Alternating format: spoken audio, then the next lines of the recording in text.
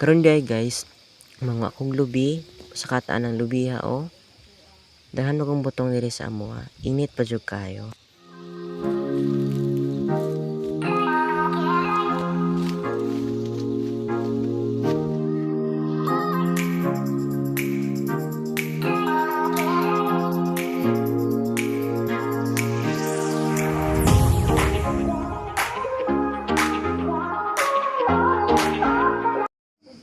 Naana gyud atong lubi. Ato na nang buakon dayon karon. Nya buakon na dayon nato na karon. Pagkaman atong buak, ahon na nakarong lugiton para mawala ng mga palot. Yung ato dayon na isulod sa pitsil.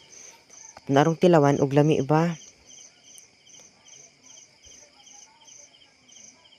Paabot sa tao.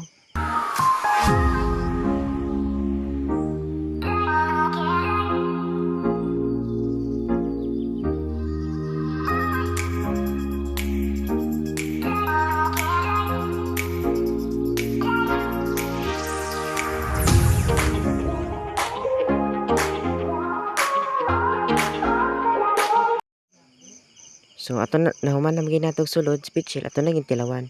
Tamis pagid siya guys. Sakto gud kay sa panahon kay bugnaw pa kaayo ang tubig. Ato na nang buakon para atong kanon ang sulod.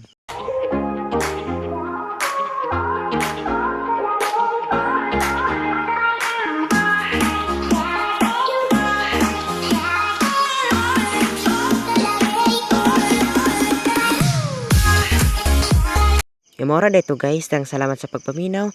Hangtod sa sunod nga video, ay kalimot og subscribe sa akong channel. Tambog pa jud.